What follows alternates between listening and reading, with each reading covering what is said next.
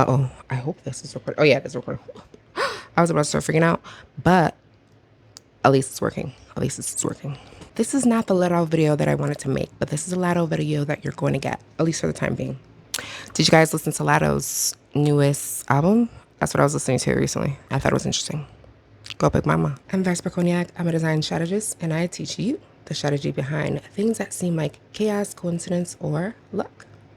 Recently, American rapper Latto released her latest album, Big Mama, and I would like to say congratulations to Latto on the birth of her child. I admit I did listen to it upon release, and I took some notes then, but I'm going to listen to it again here to see if like my first initial thoughts still line up with this. There's a lot of discrepancies between mixtapes and albums. For me, a mixtape is just a collection of songs.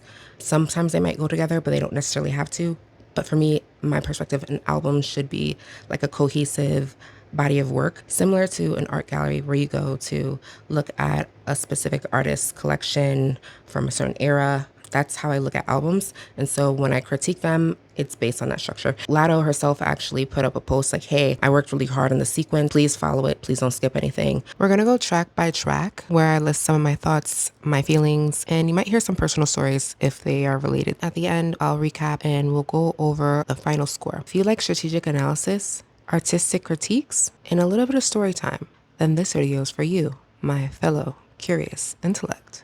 I've taught web design and motion graphics at the college level, and in those courses we do critiques where everybody shares their work and we all offer our feedback and how they can improve. I take that perspective when I am reviewing albums or music videos. I look at it as if I'd be grading a student's work. I always had a rubric to tell them how they were going to be graded. Personally, for me, I just think things that are very clear, but also as part of like universal design, like helping people understand what is expected of them.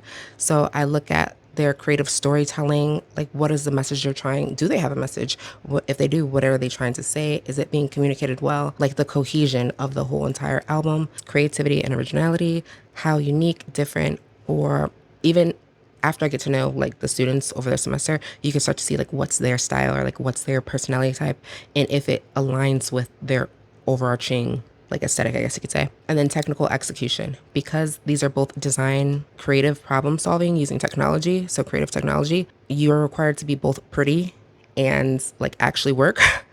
I would code review their websites and then look at the files for their motion graphics. And always take notes. Normally I'm an analog person and I handwrite notes, but this time I put them digitally. So now that we have that introduction out of the way and people understand my framework, let's get into it. Big Mama is Latto's fourth studio album, and it was released on May 29th, 2026. She has also said this album is her retirement album. Big Mama is 17 tracks long and 52 minutes. The opening track is Business and Personal, and this was also a video she released a few weeks ago. This is like typical Latto because she's just talking about how she works hard and does stuff for her family. Her Rolex is the only thing with the older face from the beef. So it's very interesting. After recently listening to Iceman, I'm like, people are just overdoing this beat switch. But this one is actually a good one. And the beat that is switched to is really, really good. But people had said this before, but the second beat sounds like Big Mama. And I would have to agree with that. The one line I do really like in this song is the line about her mama snapping twice, like she didn't get the angle or something. I thought that was really cute. You know what that's what it says, baby. Thank you, Miss Rachel. Track 2, Get Money Girl. I love that it opens with the Trina snippet, and I like the idea of an intro too. I really like the beat for this one, and at first it was interesting, but then after a while it became repetitive, and I just kind of wanted it to like end. And I understand this is supposed to be like played in the club, but I don't know. And I like that the little excerpt or the intro from Trina is from like when she was a dancer, because that's how Trick Daddy found her, and he was like he turned her into a rapper. That's in my video that's coming up, so stay tuned. Trina is one of my original favorite female rappers. This was one of my favorite CDs as a kid. I should not have been listening to this. So my mom knew about Lil' Kim, but she didn't know about Trina. Like once I heard The Baddest Bitch, I was like, whoa, you could do that? Okay. But I used to like listen to the CD and fall asleep.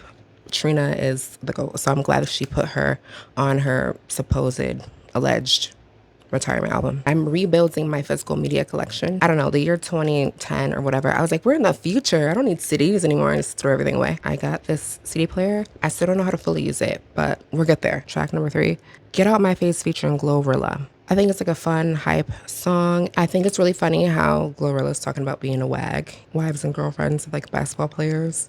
But the leave it in line is like, ooh, I don't know, it felt weird coming from GloRilla, but maybe it's just me. Maybe I have a bias I'm unaware enough, I don't know. Even though he's a deplorable human being, I have a soft spot for any Soulja Boy reference because he really is internet OG, you know, someone to be a no, I can I can even joke. I can even finish that statement. That's crazy. I kind of had the same respect for Jeffree Star until he started getting really racist. Before he started getting really racist, and I'm like, damn. Well, he's always been racist, but like now it's like, oh my god, it's crazy. For the fourth track of Chrome Heart, Diaper Bag is kind of like a victorious anthem, you won type thing. And I do like that she mentions her pit stop boutique in here because that's, I think, one of the best things that she did business strategy wise in her career. But I hate the auto-tune. The auto-tune in this sounds crazy. I just don't like the production. I think it's really weird. I don't like it. I do like John Cena, my friends. You know, I'm always into wrestling themes. I used to watch wrestling with my dad, and he took me to like the ones that used to be like in your hometown if you could. I don't know if they went there sometimes. I don't know. And you would go like see. Took me to a live show one time. That's what they're called, a live show. And I think like the cheers from the people just sound like I know what they're trying to achieve, and that's the thing. So when I'm grading my students, I'm like, I know what they are trying to do, but the execution, I don't know. I don't know about this one. For song 5, I like the sound of it, but I'm one of these people that's very much against side chick music. I'm not Polly, so I'm not sharing. Recently, she's also come out as part of 21 Savage? Yeah, his name's 21 Savage. 21 Savage's harem that he allegedly has. I don't, like, it's really crazy. Because he looks like that, and I just don't get it. But beauty is in the eye of the beholder. I do like Doja on this song. And of course, with Doja Cat, there's going to be some type of fetish or kink bars. So she's out here with these NT-MP, not trying, not preventing bars. I mean, it's Doja Cat. Yeah, but it's still fun. And she does her typical cadence on here. Like when you think of Doja Cat, the cadence or the flow that she does is the quintessential sound. Doja Cat's rhythm or like how she's riding the beat, like you could definitely feel it when you're listening to her. Provided a nice contrast on this song to add a little bit more energy, or else it could have felt a little bit slightly too smooth and sleepy, but it's not too bad. Song number 6, I don't like this song. And it's not just because it's 21 Savage on here, and I do have a bias against 21 Savage. She is really good at pairing her song sound with the artist she's being featured with. So on the previous song, Okayyy featuring Doja Cat, you could hear it well. And then now with this one, with 21 Savage, it sounds like just straight up Atlanta trap random. And I hate the ad-libs. It just sounds crazy. This is something she uses throughout the album. Foreshadowing. I do like her line where she says, showing mass and dropping my nuts. I do like that one though. And then again with 21 Savage, his flows just be mad lazy and sloppy. I assume that's his style, but I'm just like, especially compared to her, like she's just washed him. Like I don't like that. And his lines are in such bad taste, like talking about Trayvon Martin, talking about all the different women in his harem who are cooking him food and doing things for him. And then he's like, when you squirt, is it straight piss? And I'm like, who? You have a child with this person, and I don't think that, I don't know. This is why people think I'm judgmental, but I'm just like thinking out loud though, and you can see my face, so it's kind of dicey. And yes, that hostage song is aptly named. When it came down to Death Row, I liked the lie detector intro. I like the sample and I like the production, but listening to it, I was like, oh, it's really short. And I'm like, oh yeah, it's just like a minute.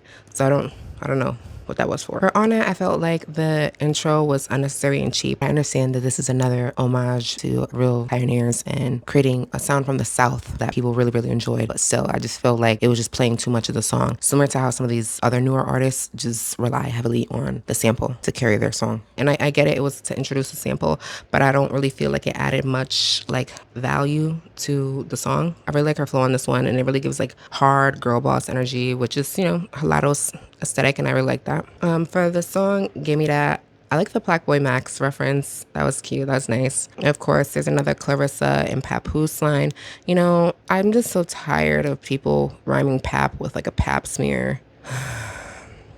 But she's getting in all these songs. She's in like 2-3 songs now. Good on her. She's a certified muse. There's also a part where Latto says, you're bae, you're bitch, you're homie. And I'm just like, I don't know if I would ever want my man to refer to me as his bitch, especially not in front of his friends, not with his homies. But that's Latto. That's her thing. She likes that. And don't get me wrong, I do like A$AP Rocky's That's My Bitch, DMB, fire song. However, I mean, I get to each his own, to each his own. But I do like the Sub-Zero line too. It's a Mortal Kombat reference. I like my fighting games. Again, I'm partial to Street Fighter, but I do like those cultural annotations. Fallin is another good love song. And I think this one strikes a balance between being thirsty and like dumb for love. And I feel like sometimes with these like songs, the women are just like too dumb for love to the point where it's just like, I don't vibe with this. But this is a nice balance of like being in love with somebody but not like doing too much. And honestly, this one reminds me of like some of her Miss Mulatto songs from back in the day, like, you know, just talking about crushes and stuff like that. So this is a cute one. So Need Love Too. I'm like, what is the sample? It sounds like Kanye West Carnival, or I don't know what he sampled for that. I don't even know. I don't know. Sampleception. I don't know. Whatever. But that's what the sound is to me. And I'm just a girl, but I'm the man though. I like that. But then she starts talking about like get them hoes up off you. And again, we're assuming she's talking to 21 Savage. And I'm like, you're talking about hoes being on your man. And you're supposed to be, I don't know. Let me not say, I'm not even supposed to say she's supposed to be monogamous because I don't know that. So, I mean, I guess this is where we are. At first, I was confused because I had saw the track list beforehand. And then when I first listened to it, they didn't have the features next to it. But I could tell by this beat, it was something like more gritty and something she would not do usually.